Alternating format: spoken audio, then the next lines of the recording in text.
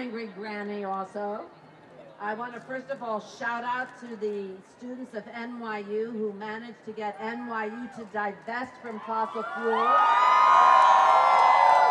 That's how you get it done, and they are joining 250 other institutions and schools who are also divested.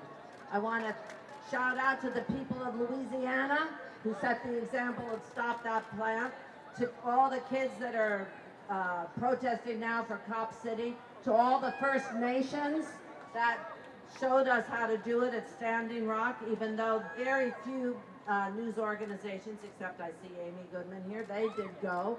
But as we can see, it is not going to happen from the top down. All of this energy is what's being brought, especially by the youth. Look at these kids. Look at these kids.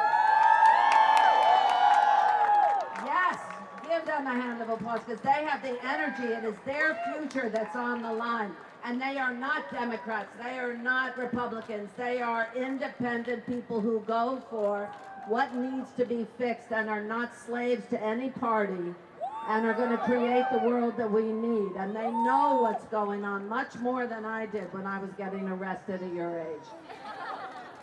So we know it's not going to come from the top down. The only person has been the Secretary General of the UN who did come forward and said, there's, among other things, there are surging temperatures demand a surge in action.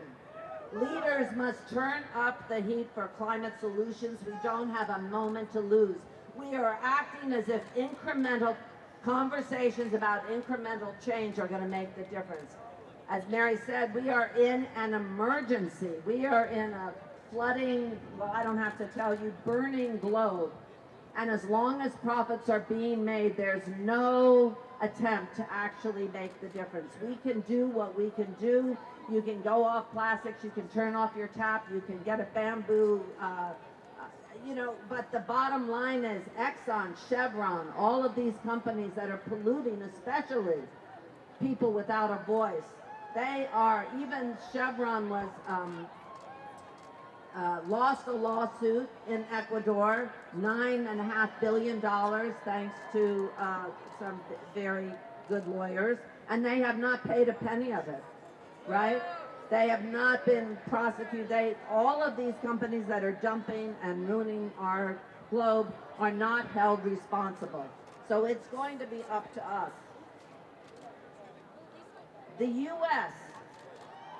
is #1 as the largest oil and gas producer.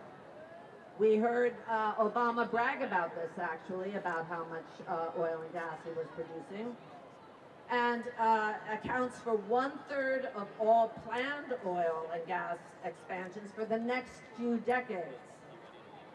Just this last year alone, President Biden has approved mega polluting projects like Willow and the Mountain Valley Pipeline. I'm sure you all know about this.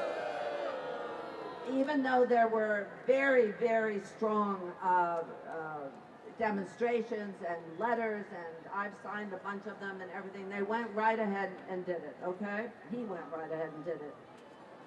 This particular grouping today is about trying to put pressure on him, because the good news is he could sign an executive order and change everything.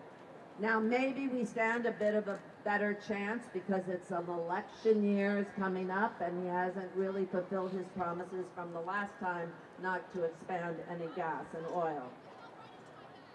So what we're asking for is to stop all federal approvals for new fossil fuel projects. Yeah, I wish I could do now. Yeah, now, okay. Phase out production of fossil fuels on federal public lands and waters. That seems obvious, right? I mean, please. Declare a climate emergency and to halt oil exports and investments in fossil fuel projects abroad, as well as lead a just transition to clean, community-centered energy at home. And it would also seem to make sense, since almost all of our aggressions worldwide are about oil. And the war itself is like one of the biggest polluters that you could possibly imagine. So if we could end our dependence on fossil fuel, obviously we would not feel the urge to completely invade so many countries that we have invaded, right?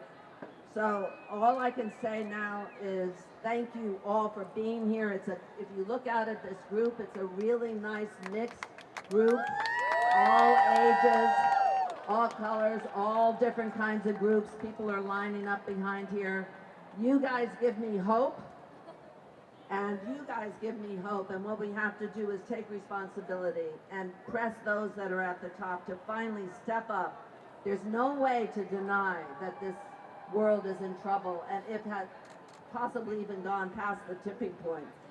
So, as someone earlier said, it is urgent. We have to talk to everybody, but most of all, call your representatives.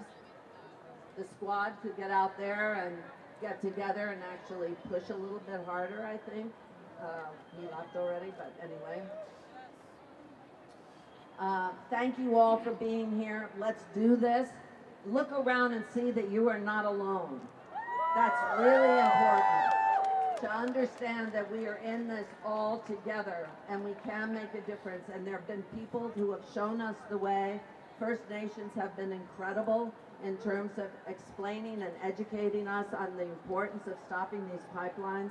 It's now time for us to step up even more. And I thank everyone who has done the hard lifting so far. But it's now we have to put pressure on this election year coming up on the people that are going to tell you this is the most important election of your life, yet again. And it is important, but these promises are not enough. Let's get something done before it's time to vote. Let's not wait till after it's time to vote. Let's demand that if they want our votes, show us something. Thank you guys. Bye.